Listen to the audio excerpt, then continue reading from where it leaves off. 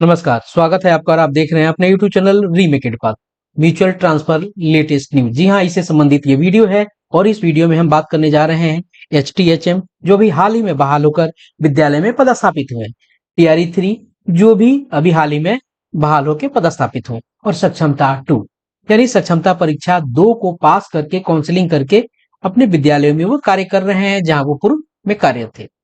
तो इनसे संबंधित खबर यह है कि इनका भी म्यूचुअल ट्रांसफर होगा। तो इनका म्यूचुअल ट्रांसफर क्या आरंभ हो गया है, कब होगा म्यूचुअल ट्रांसफर? HTHM को लेकर बड़ा हंगामा बरपा है। सब लोगों ने अपने अपने जोड़ीदार खोजने शुरू कर दिए हैं, जबकि इसमें कुछ चीजें होनी है।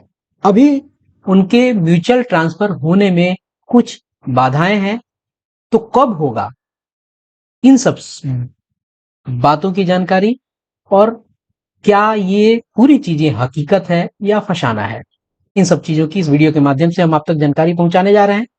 तो वीडियो को शुरू करते हैं। वीडियो को शुरू करने से पहले आप आग्रह करेंगे, पहली बार चैनल पर तो चैनल को सब्सक्राइब कीजिए। कंटेंट पसंद आता है तो लाइक शेयर जरूर करेंगे अपने मित्रों के साथ। अब देखते हैं कि ये कहानी शुरू कैसे हुई है। ये कहानी शुरू हुई आज माननीय मुख्यमंत्री के द्वारा फेसबुक पेज पर जब लिखा गया कि शिक्षा विभाग द्वारा हाल ही में किए गए शिक्षकों के स्थानांतरण के बारे में विभिन्न स्रोतों से सुझाव प्राप्त हो रहे हैं। इसकी समीक्षा के क्रम में मैंने शिक्षा विभाग को स्पष्ट निर्देश दिया है कि अंतर जिला स्थानांतरण संबंधित जिन शिक्षकों की भी समस्या है उनसे 3 जिलों का विकल्प प्राप्त किया जाएगा। यानी अंतर जिला के लिए जो उन लोगों ने ट्रांसफर के लिए आवेदन किया था, उनकी जो समस्या है उनसे 3 जिलों का आपको विकल्प प्राप्त किया जाएगा, जिसके बाद उन्हीं जिलों में उनका पदस्थापन किया जाएगा। जिलों के अंदर पदस्थापन का कार्य जिला शिक्षा पदाधिकारी की समिति द्वारा किया जाएगा। अभी हाल ही में उसके लिए पत्र भी निकला है, ताकि यथासंभव इच्छित प्रखंडों या उनके नजदीक उनका पदस्थापन हो सके। शिक्षकगण बच्चों के भविष्य के लिए बहुत महत्वपूर्ण है, इसलिए मेरा विनम्र आग्रह है कि वे इस बारे में चिंतित न होकर बिहार के बच्चों के शिक्षा के लिए लगन पूर्वक काम करें। ये पोस्ट बहुत बड़ा पोस्ट है और इस पोस्ट के चलते पूरा विभाग एक्टिव हो गया है और मुख्यमंत्री ने कि आपको अंतर जिला की बात कही है और अंदर भी जो जिन लोगों का पदस्थापन हुआ है जिला के अंदर भी, उस सब लोगों के लिए पूरा विभाग एक्टिव हो गया है। और आज एक बहुत बड़ा मीटिंग विभागीय स्तर पे हुआ है, जिसके प्रतिवेदन जल्दी ही आपको देखने को मिलेंगे। जैसे ही माननीय नीतीश कुमार का पोस्ट आया और दिन में जो बड़ी मीटिंग की खबर आई, उसके बाद टीवी चैनल्स पे ये खबर चलने लगी कि HM और HT का भी म्यूचुअल ट्रांसफर होगा। जी हाँ, HM और HT का भी म्यूचुअल ट्रांसफर आपको होगा। तो कब होगा, इसकी जानकारी हम आपको थोड़ी देर में देने जा रहे हैं। उसके बाद खबर आई कि TRE 3 वालों का भी म्यूचुअल ट्रांसफर आपको होगा। सोशल मीडिया पे और टीवी चैनल पे ये चीजें धड़ल्ले से चलने लगी। तो आखिर मामला क्या है, कब होगा, उसके बाद देखते हैं। जितने पारस्परिक स्थानांतरण यानी म्यूचुअल ट्रांसफर हेतु ई शिक्षा कोष पर निम्न कोटि के शिक्षक आवेदन कर सकें। अब मामला यहाँ है और यहीं से आपको चीजें आपको दिखनी शुरू हो जाएंगी। जितने भी नियमित शिक्षक हैं सभी लोगों का आपको ट्रांसफर होगा, सभी कोटि के शिक्षकों का ट्रांसफर होगा। इधर वो TRE 1, TRE 2, TRE 3, सक्षमता 1, सक्षमता 2 सबके होंगे। सभी नियोजित शिक्षक जिन्होंने सक्षमता उत्तीर्ण किया है, नियोजित शिक्षक नहीं, जिन्होंने सक्षमता उत्तीर्ण किया है, चाहे वो 1 नंबर हो चाहे 2 नंबर हो, ये गाइडलाइन आपको दिख रही होंगी सोशल मीडिया पे। अब इसके लिए विस्तृत जानकारी और विस्तृत पत्र जल्द ही देखने को मिलेगा। पहले यह जानना जरूरी है कि क्या होगा। उसके बाद TRE के सभी चरणों में नियुक्त विद्यालय अध्यापक यानी 1, 2 और 3 TRE, ये जितने भी शिक्षक हैं इन सब के म्यूचुअल ट्रांसफर आपको होंगे।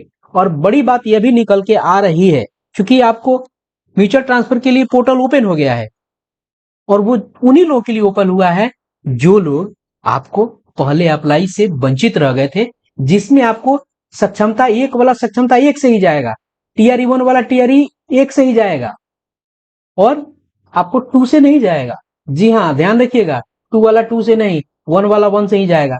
अब स्थिति ये निकल के आ रही है कि सभी लोग आपस में कर सकते हैं। अगर 1 to 5 के टीचर हैं तो विशिष्ट शिक्षक आपको टीआरई 1 से भी कर सकते हैं, टीआरई 2 से भी कर सकते हैं, टीआरई 3 से, यानी वो कोटि में अपने किसी से भी कर सकते हैं, और विशिष्ट शिक्षक से भी कर सकते हैं, सक्षमता 2 से भी कर सकते हैं।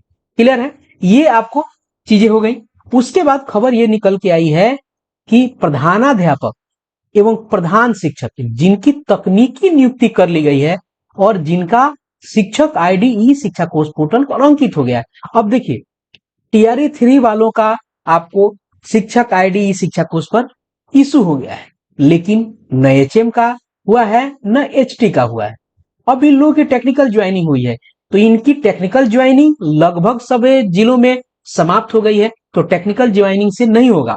जब तक ई शिक्षा कोष आईडी आपको नहीं मिलेगा तब तक आप ट्रांसफर के लिए एलिजिबल नहीं है। तो अभी घबराने की जरूरत नहीं है, ये आपको जल्द ही सारे जिलों में बड़े तेजी से इस पे काम हो रहे हैं, और ई शिक्षा कोष आईडी आपको सोमवार तक लेटेस्ट मिल जाएंगे, क्योंकि शनिवार को और रविवार को सार्वजनिक अवकाश है। सार्वजनिक अवकाश आपको यूं कहें कि रविवार है, रविवारी अवकाश है। उसके बाद शनिवार को रविवारी अवकाश, और शनिवार को रक्षाबंधन है, इसलिए 2 दिन के अवकाश है। इसमें आपको सोमवार मंगलवार हो सकता है। इतने दिनों के बीच में ई शिक्षा कोड पर आपकी आईडी एक्टिव हो जाएगी। जब आईडी एक्टिव हो जाएगी, गाइडलाइन भी आ जाएगा, तो अभी बेचैन होने की जरूरत नहीं है।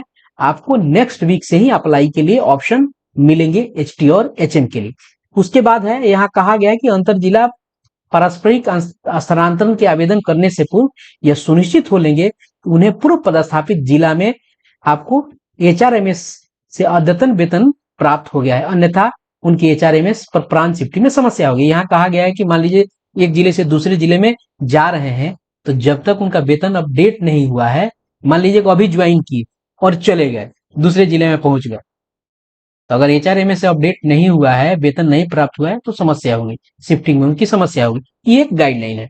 तो यहाँ है कि टीआरई 3, 2, सक्षमता 2 और एचएमएस, बस थोड़े का इंतजार है। टीआरई 3 वालों को मिल गया है, सक्षमता 2 वालों को आईडी है। एचटी और एचएम के में थोड़ी समस्या है, टेक्निकल ज्वाइनिंग और ई शिक्षा कोर्स। जब तक ई शिक्षा कोर्स आईडी आपको नहीं मिलता है, व्यग्र होने की जरूरत नहीं है। और टीआरई 3 वालों, शिक्षकों को बस उनके ट्रांसफर की प्रक्रिया यूं कहिए कि शुरू हो ही चुकी है। तो ये है लेटेस्ट खबर जिसकी जानकारी आप तक पहुंचाई गई। उम्मीद करता हूं कि आप इससे अपडेट हुए होंगे और आप इससे लाभान्वित होंगे। तो मिलते हैं जल्दी ही नए कंटेंट और नई इन्फॉर्मेशन के साथ। अपना ख्याल रखें। जय हिंद।